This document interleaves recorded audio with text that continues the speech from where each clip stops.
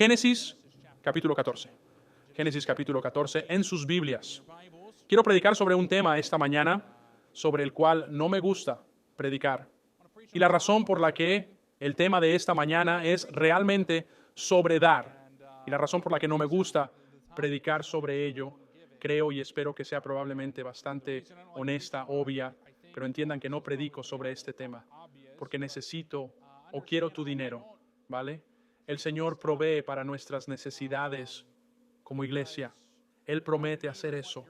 Él promete proveer para mis necesidades individualmente y confiamos en el Señor para eso. Recuerdo muchas veces cuando Lindsay y yo viajábamos para recaudar apoyo para nuestro ministerio aquí en diferentes iglesias, presentamos nuestro ministerio y a veces eso puede ser un poco intimidante. Entras en una iglesia y básicamente dices, queremos que pienses en darnos dinero y eso es incómodo. Y a veces podía haber alguna presión involucrada con eso. Y a veces esa presión nos afectaba a nosotros. Y a menudo miraba a Lindsay y se lo decía a Lindsay, pero me lo decía a mí mismo de la misma manera, que las iglesias no proveen para nuestras necesidades, Dios lo hace. Y mientras hagamos lo que Dios quiere que hagamos, Él va a cuidar de nosotros. Es cierto. Creo en cada una de nuestras vidas individualmente. Creo que es cierto de nuestra iglesia en su conjunto. Y entonces, cuando llegamos a este pasaje, no llegamos a este pasaje porque, bueno, el pastor Nick piensa que estamos en problemas financieros. No sé por qué, porque el Señor prometió edificar su iglesia. Las puertas del infierno no prevalecerán contra él. Así que no tenemos problemas financieros. El Señor tiene el control. Llegamos a este pasaje porque creo que hay un principio bíblico en una enseñanza bíblica de dar en las Escrituras. Y por eso predico este pasaje, no para que nosotros ser financieramente solventes o podemos estar financieramente bien y todo será genial. Predico este pasaje para que podamos ser obedientes. Y como pastor, tengo esa responsabilidad, por incómodo que pueda ser a veces, mirar lo que la Biblia dice sobre ciertos temas.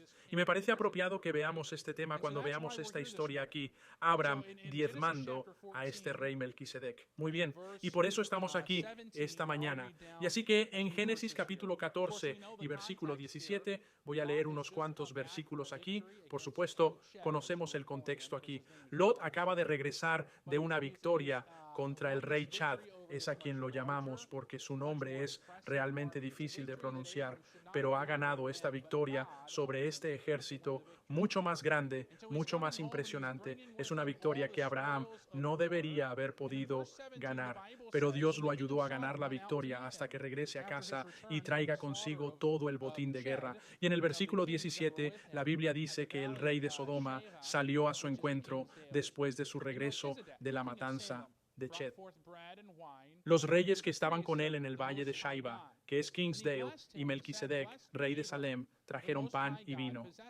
Era un sacerdote del Dios Altísimo, y él le bendijo y dijo, bendito sea Abraham del Dios Altísimo, dueño del cielo y de la tierra, y bendito sea el Dios Altísimo, que ha entregado a tus enemigos en tu mano, en tu mano. Y le dio el diezmo, o los diezmos de todos. Voy al versículo 15 y al versículo 1 que leemos después de estas cosas. La palabra del Señor vino a Abraham en una visión diciendo, no temas a Abraham, yo soy tu escudo y tu gran recompensa. Así que creo que hay algunas cosas aquí al ver este tema de dar y este tema del diezmo esta mañana que podemos extraer de este pasaje que se aplicarían a nuestras vidas hoy. Por supuesto, la semana pasada analizamos esta idea de homenaje, ¿verdad?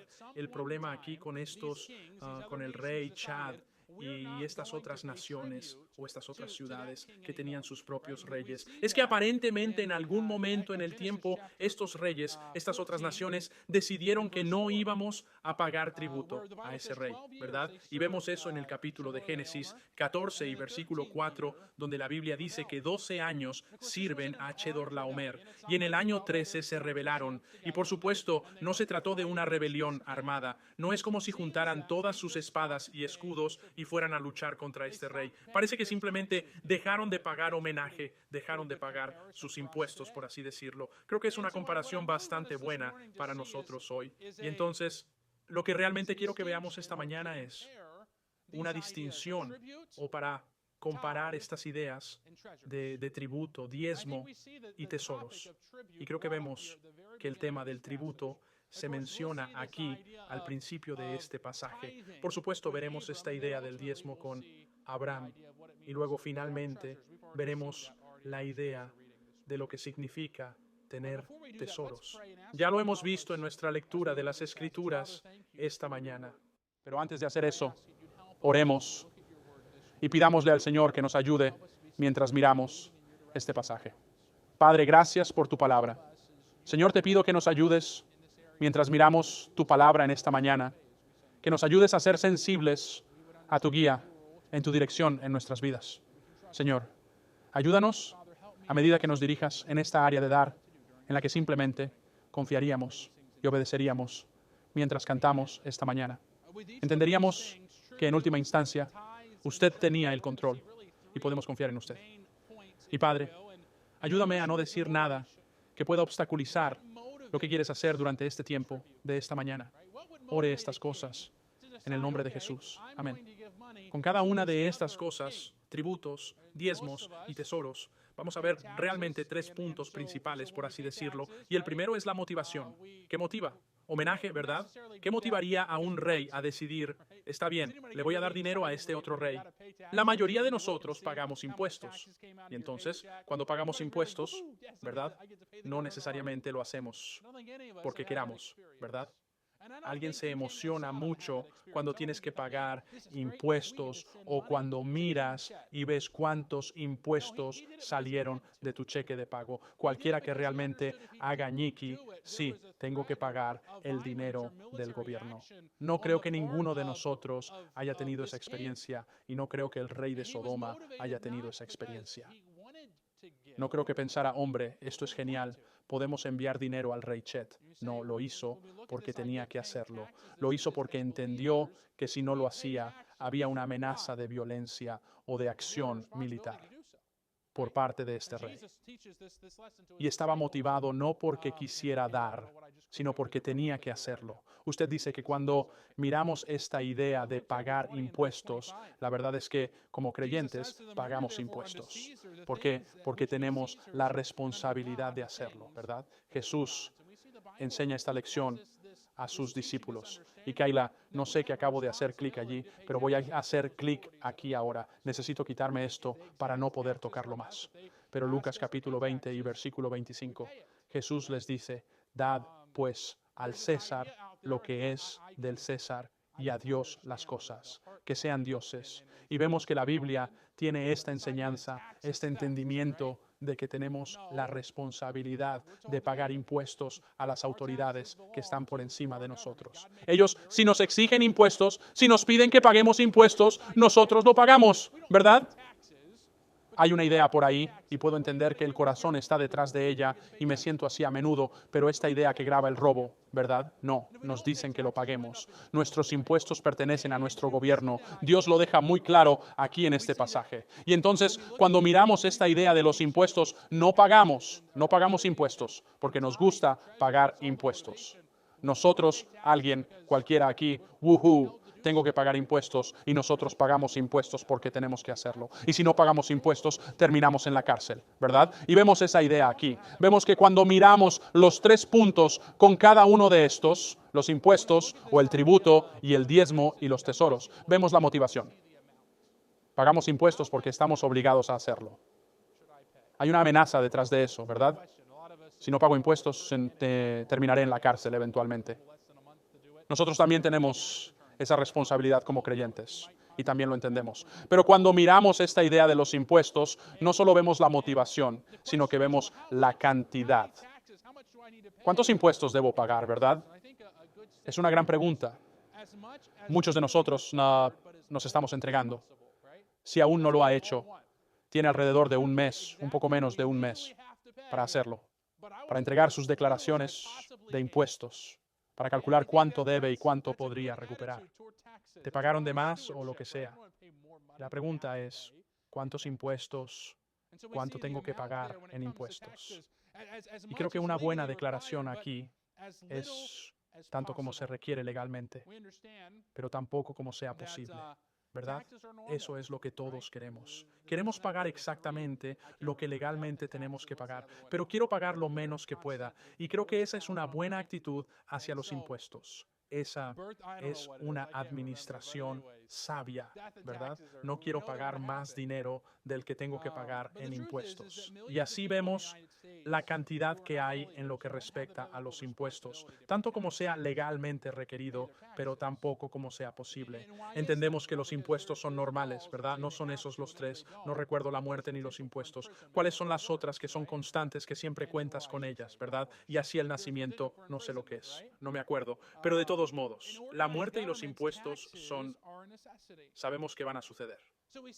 Pero la verdad es que millones de personas en los Estados Unidos que no son creyentes, usted no tiene la responsabilidad bíblica de pagar impuestos, pagar sus impuestos. ¿Y por qué? Bueno, porque hay leyes que dicen que tienen que hacerlo y si no lo hacen, existe la posibilidad de que los encarcelen o algo peor, ¿verdad? Y bueno, debería decir que no peor, hay potencial para el encarcelamiento, ¿verdad? Los impuestos de un gobierno organizado son una necesidad. Así que vemos la motivación que tengo para pagar esto es un impuesto, no tengo otra opción. Y como creyente tengo esa responsabilidad. Vemos la cantidad y creo que es apropiado decir tanto como sea legalmente necesario, pero tampoco como sea humanamente posible, ¿verdad? Pero finalmente vemos la bendición. Y lo digo como una pregunta porque ¿hay bendiciones en pagar impuestos? Yo. Supongo que puede haber, o algunos de los que tomo, que me beneficio de algunas cosas financiadas con impuestos. Como ciudadano de nuestro país, estoy protegido por un ejército que está financiado por nuestros impuestos. Así que ciertamente hay beneficios en ese sentido. Pero cuando miramos nuestra historia aquí en Génesis, capítulo 14, ¿había algún beneficio para el rey de Sodoma al rendir tributo a este rey Chad? Podríamos argumentar que tal vez la protección fue un beneficio, ¿no es así? Pero, ¿de quién lo estaba protegiendo realmente el rey Ching? Sí, sí, claro, era la protección contra una amenaza. Era una protección que decía, escucha, si no pagas esto, te voy a atacar. Pero si lo pagas, te protegeré de mi ataque, ¿verdad? Por supuesto, vimos lo que pasó cuando no lo pagó. Le recordaba a todo el mundo, Ryan soy yo. Cuando trabajaba en el centro de la ciudad de Charlotte con algunos adolescentes problemáticos o difíciles que estaban lidiando con pandillas. Y siempre es interesante, las pandillas se acercaban a ellos y les decían, escucha, si quieres protección, ven con nosotros y nosotros te protegeremos. Y ofrecerían protección. Había algo de verdad en eso. Los protegían contra peleas, tal vez con otras pandillas y cosas así. Pero también era cierto que muchas veces los que estaban en pandillas terminaban asesinados a tiros o en la cárcel. Y así, la protección del rey Chad para el tributo era muy parecida a la pandilla que dice, oye, ven con nosotros y te protegeremos, excepto que te pondremos en peligro al mismo tiempo. La verdad es que no hubo muchas bendiciones con el homenaje, simplemente lo pagó porque tenía que pagarlo, y si no lo pagaba, entonces el rey iba a atacar. Había una promesa aquí que no era una promesa real. Había un si haces esto, entonces yo haré aquello, ¿verdad? Tú me pagas, yo te ayudo. Y veremos que eso es muy diferente de lo que encontramos en estas otras dos categorías de diezmos y tesoros. Así que cuando miramos el diezmo, miramos el versículo 20 que dice la Biblia, ese Melquisedec dice, y bendito sea el Dios Altísimo, que entregó a tus enemigos en tu mano y le dio los diezmos de todos. Y vemos eso cuando miramos este pasaje, que Abraham no diezma por obligación, no está obligado a darle dinero a Melquisedec. De hecho, este Melquisedec, entiendo, lo miramos la semana pasada y creo que esto es una cristofanía. Esta es una aparición de Cristo en el Antiguo Testamento, pero él no está obligado a pagar el diezmo, a pagar tributo, por así decirlo, al rey Melquisedec, no lo hace de buena gana. Y a diferencia de lo que vemos, Dios había cumplido sus promesas a Abraham, ¿verdad? Dios prometió proteger a Abraham, Dios prometió cuidar de él, y lo hizo, ¿no? No era esa cosa colgante que Chad ofrecía a todos los demás, bajo todos sus subordinados o a todos los demás reyes, y les decía, escucha, si pagas impuestos, yo te protegeré. No, Dios cuidó de Abraham antes de que le diera un centavo al Señor. Justo Dios. Dios proveyó una victoria para Abraham que nunca debería haber sucedido. Dios proveyó para él. Él le dio bendiciones. Dios le había dado promesas. Vemos que el dar de Abraham, creo yo, no lo fue, para que obtuviera las bendiciones de Dios, pero fue en respuesta a las bendiciones de Dios en su vida. Verás, Chad quería tributo porque si me das tributo, te protegeré. Pero Dios es muy diferente aquí. No es Él quien cuida de Abraham. Él le dio promesas a Abraham. Él bendijo a Abraham. Y Abraham voluntariamente viene y presenta un regalo para diezmar a Dios a través de Melquisedec. Las bendiciones sobre Abraham llegaron antes de que él diera los diezmos. Entendemos que el diezmo es una forma de adoración a Dios. Lo reconoce como el dueño de todas las cosas y muestra lealtad en sumisión a Él como Dios. Vemos esta declaración en el versículo 22 de Abraham. Y Abraham dijo al rey de Sodoma: he alzado mi mano al Señor, Dios altísimo, poseedor del cielo y de la tierra. Que reconoció Abraham. Abraham reconoció que Dios tenía el control total, todo le pertenecía, y Dios había bendecido a Abraham, y por eso Abraham devuelve el 10% de lo que Dios le había bendecido como diezmo, como adoración. Vemos otro ejemplo de marea como respuesta a la bendición de Dios y a la vida de Jacob, el nieto de Abraham. En Génesis capítulo 28 y versículos 20 al 22 dice: Jacob hizo un voto de vocal, diciendo: Dios estará conmigo y me guardará de esta manera que voy, y me dará pan para comer y vestido para vestirme. Y permítanme decir esto aquí: Dios acababa de prometer hacer esto por Jacob. Jacob no está diciendo: Dios, tú cuida de mí, yo cuidaré de ti. Dios había prometido cuidar de Jacob. Jacob no está diciendo si podría, está diciendo porque lo hará. De acuerdo. Y así vemos esto en el versículo 21. Para que vuelva en paz a la casa de mi padre. Entonces el Señor será mi Dios, y esta piedra que he puesto por columna será la casa de Dios. Y por todo lo que me des, ciertamente te daré el 10. Vemos esta palabra para el diezmo una vez más. Por supuesto, el diezmo significa 110, ¿verdad? Significa el 10%. Esa es la idea. Aquí vemos a Jacob en respuesta a la promesa de bendición de Dios. Y habiendo visto una asombrosa muestra del control de Dios sobre todas las cosas, ofrece un diezmo como un acto de adoración a Dios.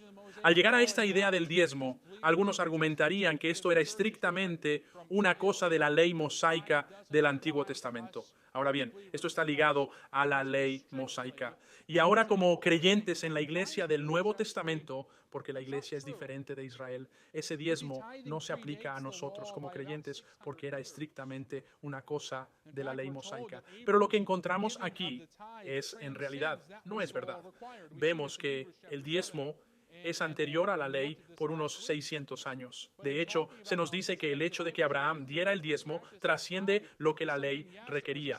Vemos esto en Hebreos capítulo 7 y vimos esto la semana pasada. Pero al hablar de Melquisedec, la Biblia es muy clara en que esta práctica del diezmo es algo, sí, que estaba establecido en la ley. Se esperaba en la ley, pero trascendió la ley. Llegó antes que la ley. Leemos esto en Hebreos capítulo 7, versículo 4.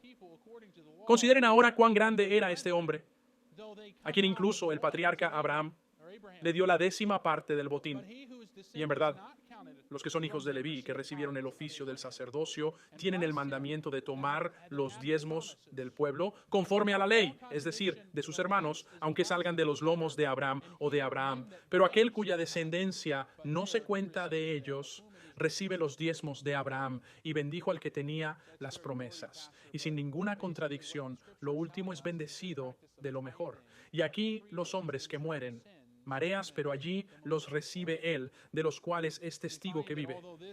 Así que eso es muy prolijo, pastor, pero básicamente lo que las Escrituras nos están diciendo es que esta práctica del diezmo es anterior y trasciende incluso la ley mosaica.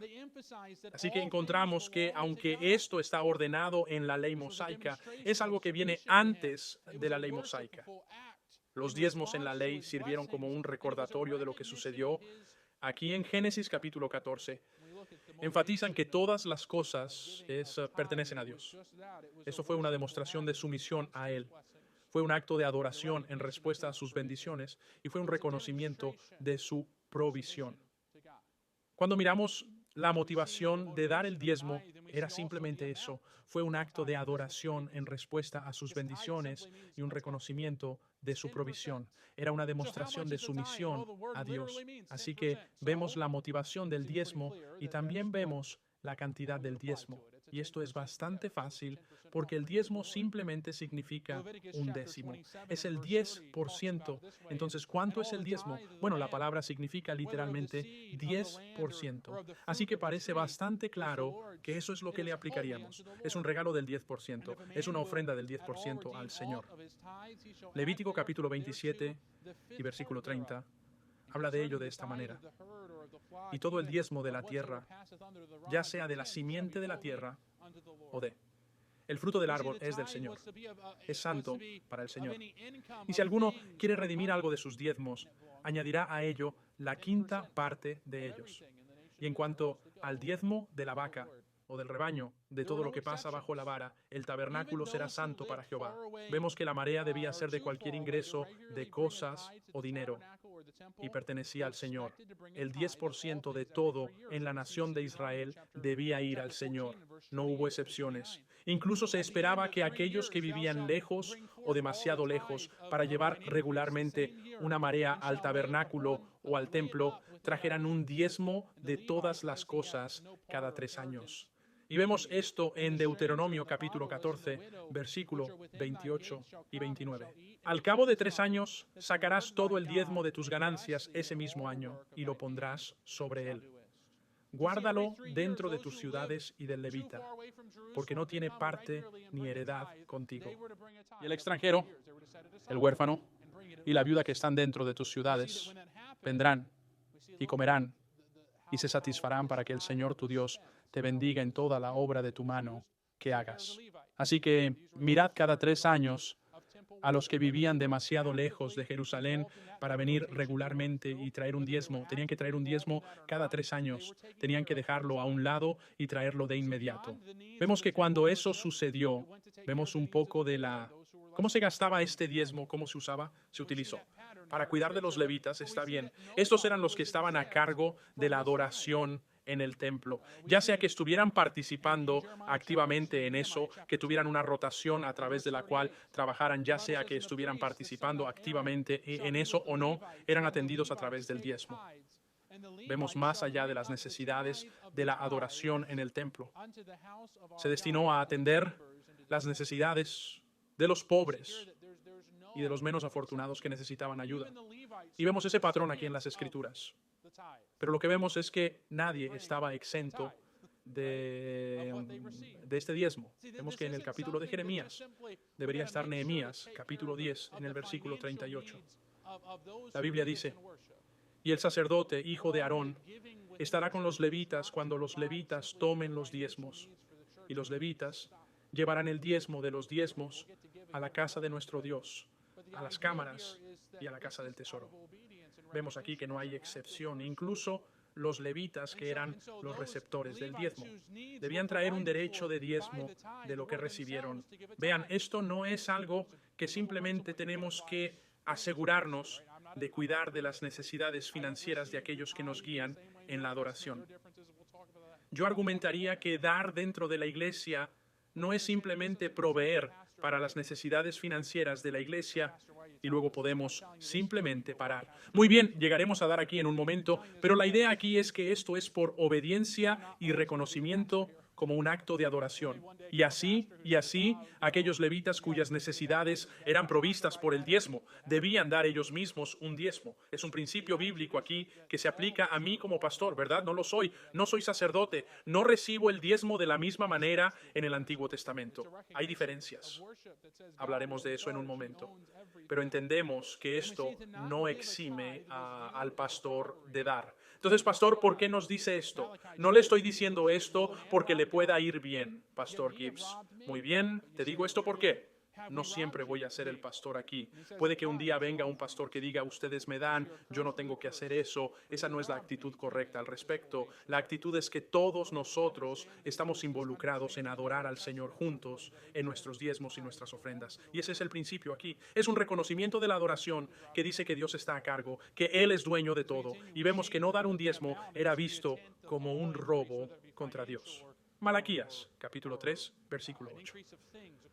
¿Robará un hombre a Dios? Sin embargo, me habéis robado. Pero vosotros decís, ¿en qué te hemos robado? Y dicen los diezmos y en las ofrendas, puesto que ustedes están maldecidos con una maldición porque me robaron a toda esta nación. Miramos esto y entendemos que había este entendimiento en el Antiguo Testamento, ciertamente, de que un diezmo, pertenecía al Señor. Y si no dabas, era visto como un robo a Dios.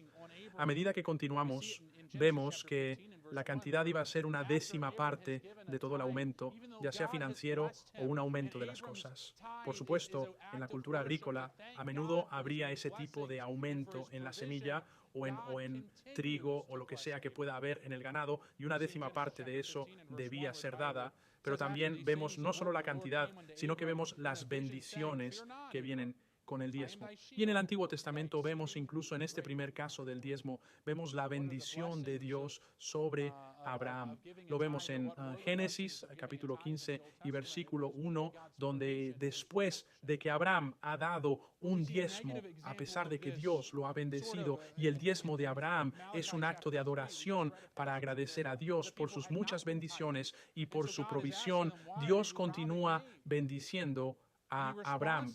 Vemos en Génesis capítulo 15 y versículo 1, donde la Biblia dice que después de estas cosas vino la palabra del Señor a Abraham y una visión que decía, no temas, Abraham, yo soy tu escudo y tu gran galardón.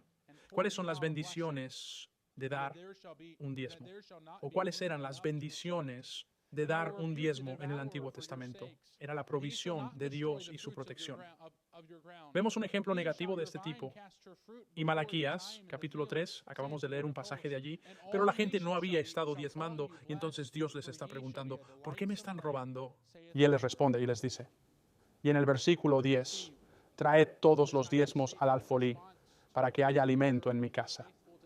Y pruébame ahora en esto, dice el Señor de los ejércitos, si no te abriré las ventanas de los cielos y derrame sobre vosotros una bendición, y que no habrá lugar hasta recibirla. Y reprenderé al devorador por causa de vosotros, y no destruirá los frutos de vuestra tierra, ni vuestra vid dará su fruto antes de tiempo en el campo, dice el Señor de los ejércitos. Y todas las naciones os llamarán bienaventurados, porque seréis un deleite en alguna tierra, dice el Señor de los ejércitos. Vemos este tipo de declaración en respuesta a que si Israel fuera fiel en dar, Dios lo bendeciría abundantemente. Vemos que lo interesante de este ejemplo es que Israel no había sido fiel. Pero encontramos que Dios está prometiendo bendiciones continuas a pesar de su infidelidad. Si volvieran a la fidelidad y al dar. Dios promete ser fiel. Y vemos en el Antiguo Testamento, vemos esta idea del diezmo. Y no fue motivada para que Dios hiciera algo, sino porque Dios había hecho tanto debido a la bendición de Dios. Era un 10% de todo. Todo el aumento, todo el dinero, la agricultura o la ganadería, todo el aumento de eso había que dar. Nadie estaba exento. Y vemos que los resultados y las bendiciones de esto son la provisión de Dios y las bendiciones de Dios y la protección de Dios. Así que esta mañana hemos visto homenaje, era obligatorio. Cuando nos fijamos en el tributo, tenemos esta idea cuando miramos a los impuestos, tanto como sea legalmente requerido, pero tampoco como sea posible, y esa es una buena actitud para los impuestos. Y lo bueno de eso es que no terminas en la cárcel cuando haces eso, ¿verdad? Genial. Esa es la bendición. Cuando miramos el diezmo, la motivación no fue, voy a hacer esto para que Dios haga algo por mí. No, fue un reconocimiento. Dios ha hecho tanto por mí y por eso le voy a dar una ofrenda, un décimo, y así iba a ser. Esa es la cantidad. Era una cantidad declarada, la décima parte de todos sus bienes. Pertenecen a Dios. Ni siquiera estamos hablando de ofrendas hasta que ese décimo fue atendido en la economía del Antiguo Testamento. Ese 10% iba a ser provisto y Dios proveería bendiciones y provisión en protección como resultado, y encontramos eso en las Escrituras. Pero esta mañana quiero ver algo que es totalmente diferente, tanto de los tesoros como del tributo, ese lote y el rey de Sodoma, y que a menudo pagamos a nuestros gobiernos, diferente del empate. esa cantidad del 10% que pertenecía a Dios. Y si no se lo dabas, le estabas robando. Esta mañana quiero hablar de los tesoros. Verá, algunos argumentarían que el diezmo era algo que era estrictamente parte de la ley mosaica y por lo tanto no se debe practicar hoy en día. Sin embargo, eso es técnicamente incorrecto, como ya hemos visto, ¿no es así? La Biblia deja claro que la práctica del diezmo es anterior y trasciende la ley mosaica. Estoy de acuerdo, sin embargo, en que hay un cambio significativo entre la prescripción del diezmo en la ley y las instrucciones en el Nuevo Testamento acerca de dar. Hay una diferencia en la motivación del creyente, hay una diferencia en la cantidad de dar y hay una diferencia en las bendiciones de dar y la edad de la iglesia del Nuevo Testamento.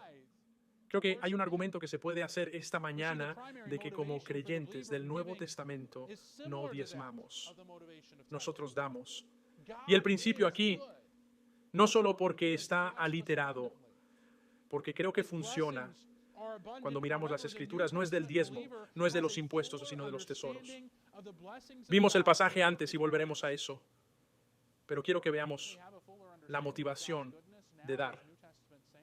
En el Nuevo Testamento, la motivación de dar en el Antiguo Testamento era que Dios los había bendecido y había sido bueno con ellos, y por lo tanto, como un acto de adoración, darían el 10% del diezmo para adorarlo. Vemos que la motivación principal del creyente en dar es similar a la motivación de escribir. Dios es bueno. Él nos ha bendecido abundantemente. Sus bendiciones son abundantes. Sin embargo, el creyente del Nuevo Testamento tiene una comprensión más completa de las bendiciones de Dios para la obra de Cristo. No tenemos un entendimiento más completo de la bondad de Dios, ahora como santos del Nuevo Testamento, que el que tenían los creyentes del Antiguo Testamento. Creo que sí. Entendemos lo que Cristo hizo por nosotros.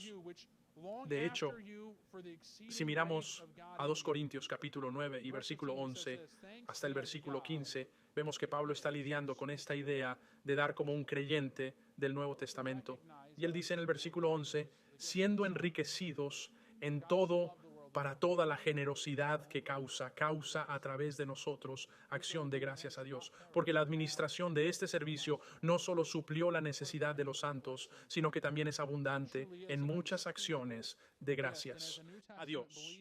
Mientras que por el experimento de este ministerio glorifican a Dios por vuestra sujeción profesada al Evangelio de Cristo y por vuestra generosa distribución a ellos y a todos los hombres y por su oración por vosotros que os anhelan por la gran gracia de Dios en vosotros. En el versículo 15 dice, gracias sean dadas a Dios por su don inefable. Por supuesto, reconocemos que ese don inefable es el regalo de su Hijo. Dios amó tanto al mundo que dio a su Hijo unigénito. Todo aquel que en Él cree no se pierda, sino que tenga vida eterna. ¡Qué maravillosa bendición de Dios! Realmente es un regalo inefable. Y como creyentes del Nuevo Testamento, con un entendimiento más completo de la gracia de Dios, deberíamos estar más dispuestos a dar que cualquiera de los santos del Antiguo Testamento. ¿No estás de acuerdo? Al mirar esta idea de dar hoy, no lo hacemos motivados por las bendiciones físicas y la protección de Dios. En el pasado motivábamos. Debemos estar motivados a dar por amor a Cristo, por la relación personal que podemos tener con Él, algo que los santos del Antiguo Testamento no entendían. Incluso cuando estábamos mirando el libro de Hebreos, se nos dice muy claramente que lo que tenemos en Cristo hoy es mucho mejor que lo que ellos experimentaron. Así que vemos nuestra motivación. Es el amor por Cristo, algo que los santos del Antiguo Testamento no podían entender o apreciar completamente. Vemos la cantidad, dijo. Oh, pastor, ¿qué va a decir Ud? Bueno, nos fijamos en el diezmo y era el 10%. Nos fijamos en los tributos o los impuestos y eso era todo lo que se requería legalmente, pero lo menos humanamente posible. Temo que a veces, debido a que tenemos un malentendido de esta idea del diezmo en el Antiguo Testamento que se aplica a nosotros en el Nuevo Testamento, lo tomamos tanto como sea legalmente requerido y le damos el 10% porque la Biblia habla del diezmo. Y luego aplicamos ese segundo punto tanto como sea humanamente posible. Nuestra actitud hacia dar como creyentes no debería estar del todo bien. Tengo este número en mi cabeza, porque la Biblia sigue hablando del 10%. Y entonces voy a hacer eso y voy a tratar de encontrar maneras en las que ¿qué es lo menos que puedo arreglármelas? ¿Cuánto tengo que dar? Escuche, si esa es nuestra actitud como santos del Nuevo Testamento, es la actitud equivocada. Yo diría que nuestra actitud hacia el dar debería ser todo suyo de todos modos. Por lo tanto, quiero dárselo tanto como pueda. Ahora, dice, ¿cuál es ese número, pastor? No sé. Habla con el Señor al respecto. Dices, ¿qué pasa con lo del 10%? Bueno, creo que es una línea de base decente, está bien. No lo vemos reiterado en el Nuevo Testamento. Yo no puedo decir como un Nuevo Testamento diciendo que tienes que estar dando el 10% porque la Biblia lo dice aquí mismo en el Nuevo Testamento. Pero sí creo que si los santos del Antiguo Testamento que no entendieron lo que tenemos en Cristo, hoy pudieron hacer el 10%, probablemente nosotros mismos podríamos llegar a eso como santos del Nuevo Testamento. Habla con el Señor acerca de eso. Eso no es para que yo lo determine. Eso es para que lo determinen en la palabra de Dios. Pero creo que cuando Pablo habla de esta generosidad de estos creyentes, entiendan que Pablo era un fariseo.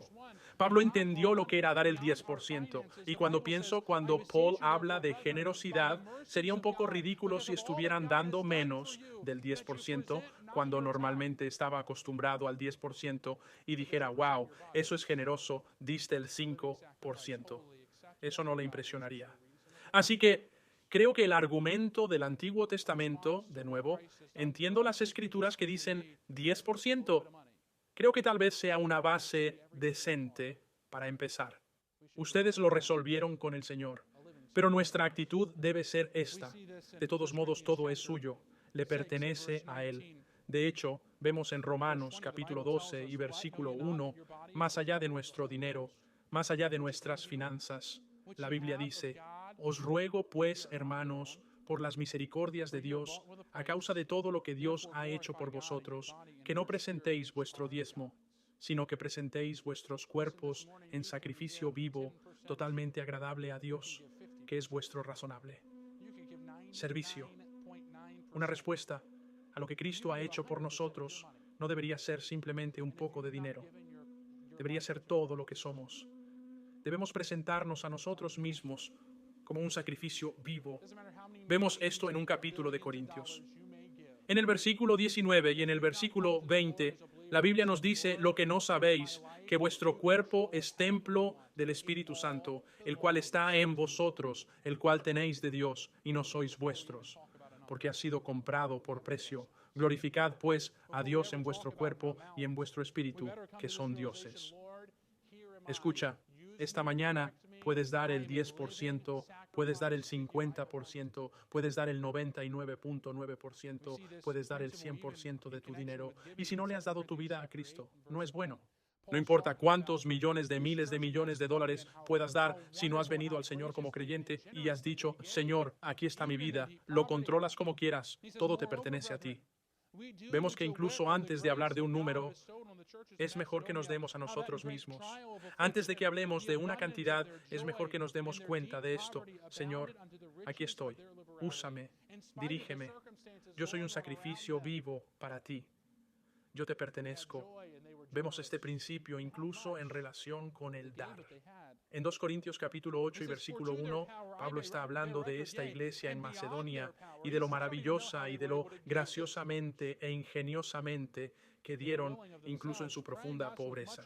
Dice además, hermanos, que os hacemos saber de la gracia de Dios concedida a las iglesias de Macedonia, como en la gran prueba de la aflicción, la abundancia de su gozo y su profunda pobreza abundaron en las riquezas de su liberalidad a pesar de la posturas a su alrededor. Tenían alegría y eran generosos. No tenían mucho, pero daban lo que tenían, dice. Porque de su poder doy testimonio, sí. Y más allá de su poder, dice. Ni siquiera sé cómo pudieron dar tanto. Estaban dispuestos de sí mismos, rogándonos con mucha súplica que recibiéramos el don y tomáramos sobre nosotros la comunión del ministerio de los santos.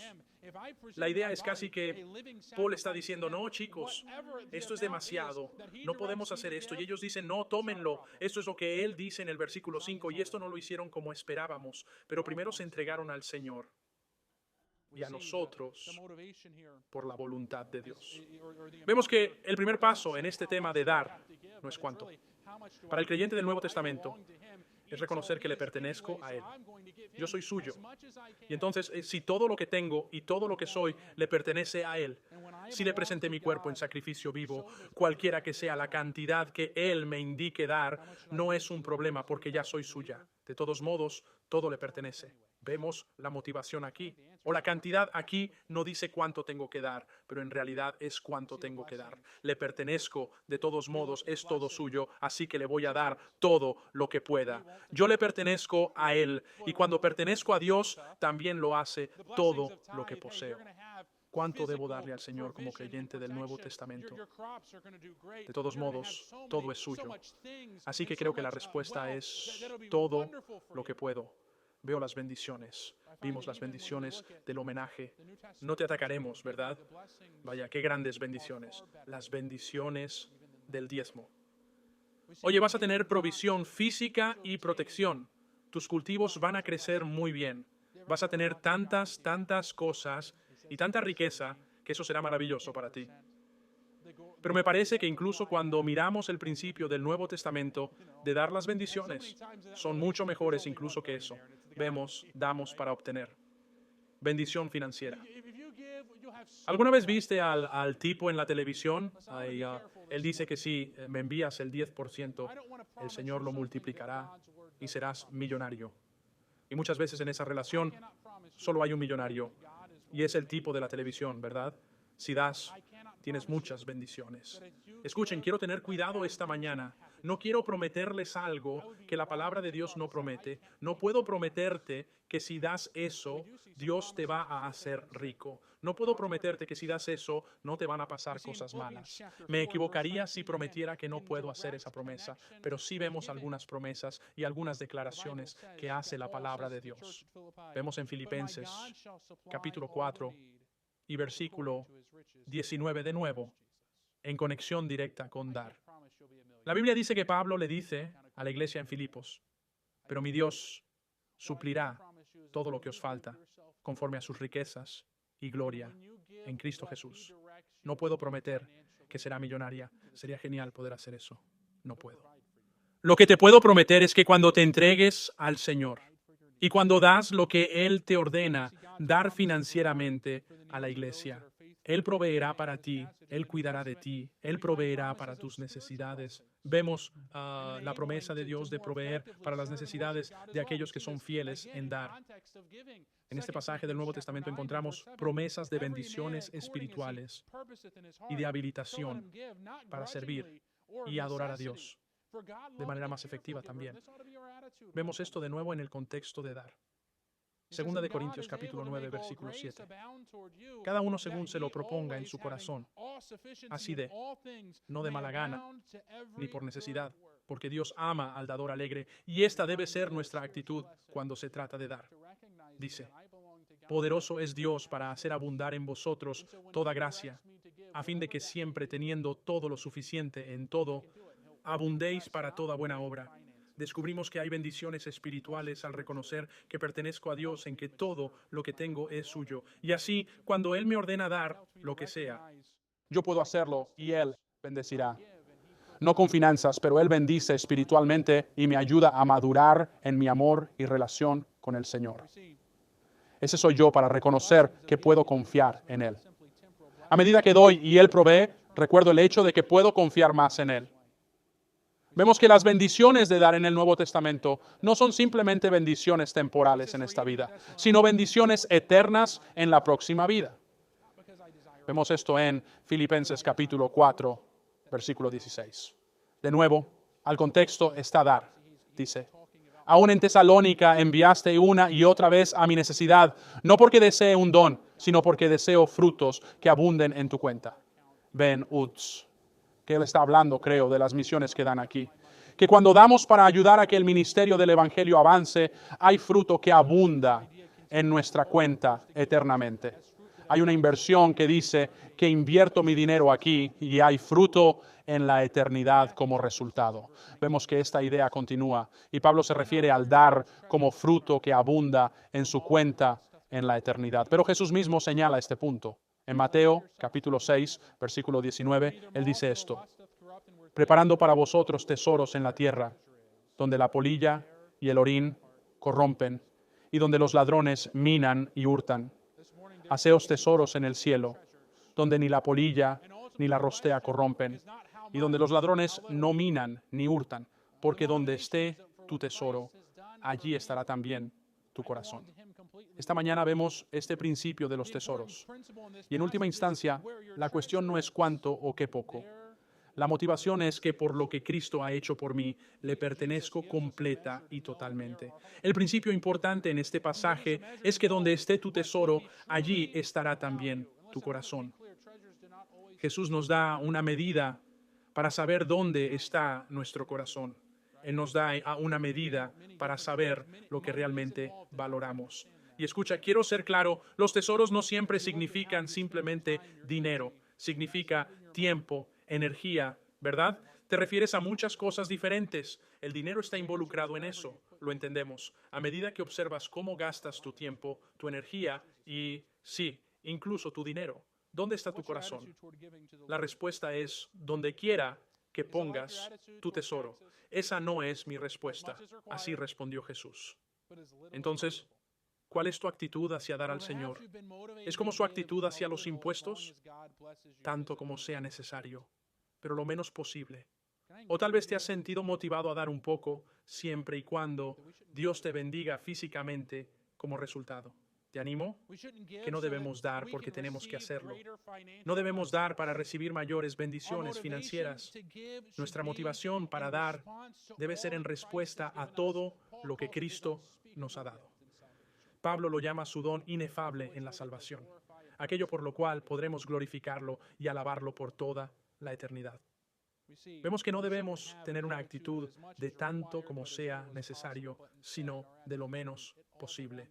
Pero en cambio, nuestra actitud debería ser: todo le pertenece a Él. Así que lo que sea, espero que su actitud hacia dar escuche. Este es un mensaje incómodo para mí predicar. Espero que la gente no vaya por ahí y ahorre ese dinero arrancando pastos allí. Él está predicando sobre dar. Este mensaje no es sobre mí. Este mensaje no se trata de nuestra iglesia. Este mensaje es simplemente para decir qué quiere Dios que hagamos. Y me pongo a mí mismo en esa categoría.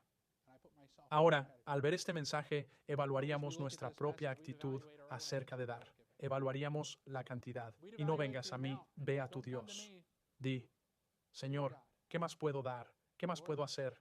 Esa debería ser nuestra actitud, no para que podamos tener bendiciones físicas aquí, ni siquiera para que podamos pintar este salón de clases y arreglar el piso de allá y hacer este proyecto y aquel proyecto en la iglesia. No lo hacemos porque entendemos que estamos acumulando tesoros en el cielo. Estamos acumulando tesoros en la eternidad y estamos glorificando y agradando a nuestro Dios. Padre, te damos gracias. Señor, este es un tema muy debatido. Padre, no tiene por qué ser así. Simplemente reconoceríamos que todo lo que tenemos les pertenece. Y en lugar de mirar a ver lo poco que podemos hacer para hacer eso, nada más. Señor, que en vez de eso, veamos esto de dar como una oportunidad para glorificarte por todo lo que has hecho por nosotros. Que entendamos que en última instancia te pertenecemos y por lo tanto todo lo que tenemos está sobre la mesa. Y que estaríamos dispuestos a dar, no para poder entrar en esta vida, sino para que podamos acumular tesoros en el cielo y que podamos tener fruto eterno como resultado de que, en última instancia, seas honrado y glorificado en todo lo que hacemos y digas: Padre, danos sabiduría en este asunto. En nombre de Jesús. Amén.